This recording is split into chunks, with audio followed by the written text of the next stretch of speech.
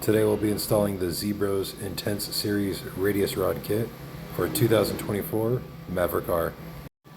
First, let's get the UTV on jack stands and remove the rear wheels and tires.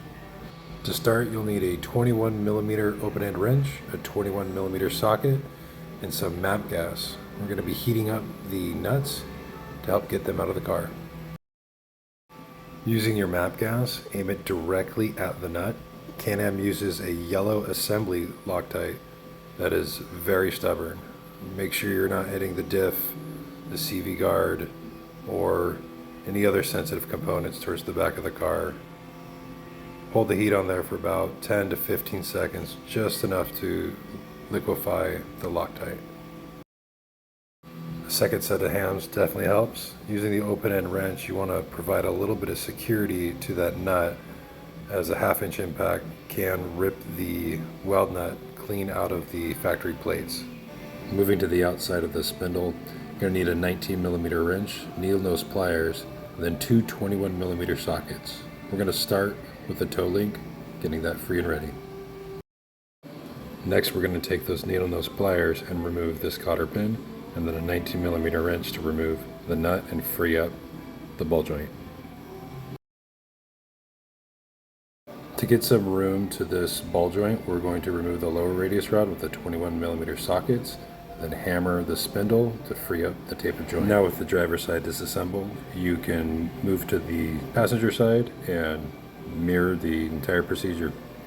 With both sides removed, now's the time to pull that pull plate or tow hitch if you have it. We'll be installing the Z-Broz nut plates right up next. Now, to install the new nut plates, you will have to drill out the rivets of the OEM ones. You can take the flange nuts, install them into the new nut plate, and just tuck them up in there and re-rivet them in place. You can use the factory hardware to help keep everything aligned perfectly. Now let's start with installing the toe link. First, take your tapered misalignment and bolt that will be going into the fixed end, which will be on the hub side of the vehicle. And you'll see on the adjustment side, you'll have these two adjustment bolts. Make sure those are facing out. You'll have a large misalignment and a shallow misalignment going on the adjustable side towards the middle of the car. And now to install the toe link onto the vehicle. Verifying orientation, you have the large misalignment towards the vehicle, the two adjustment bolts exposed for easy adjustment. You have the tapered uniball and misalignment assembly on the fixed end towards the outside of the car into the knuckle. Install it and let it sit. Now if you have an aftermarket pull plate like ours, now's the time to install it. Using the factory hardware, simply put the bolt through, get it started into that new nut plate, and leave everything fairly loose. It's going to be easier to get the remaining 3 radius rods installed. Moving on to the lower link, we'll be starting on the driver's side. Just want to verify orientation, that your logo is exposed facing the back of the car, that your adjuster is on the inside with the large misalignment towards the body of the vehicle, and you can just tuck it in there and set your factory hardware back in place to hold everything loosely together.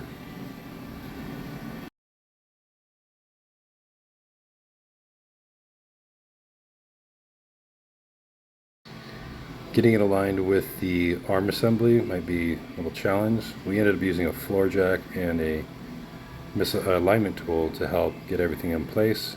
Again, using the factory hardware once you have everything dialed in. And now you'll just be mirroring on the passenger side, and once you have everything installed loosely, you can start tightening everything and torquing it to factory spec. Now for the upper link, you'll notice there were 3 sizes of misalignments. You have a large, a medium, and a smaller or shallower misalignment. The 2 mediums will be going to the outside of the vehicle, and you will use a large and a small for the inside. The large spacer will actually go to the back of the car this time, and that will help clearance the body during full articulation of the suspension.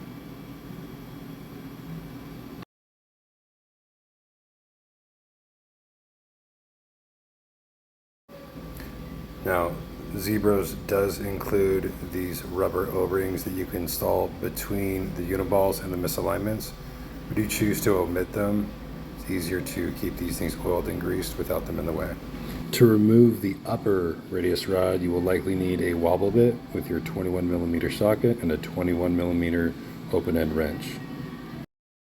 Jumping to the passenger side, we're doing the upper link now, and you can see the larger misalignment is towards the back of the vehicle, and the two medium misalignments will be going to the spindle. We do have a ratchet strap around the spindle to help keep it from falling away from the body while you're trying to work on your side-by-side. Now that everything is snugged up, you can go ahead and tighten everything to factory specs, get this car back on all fours, and check alignment.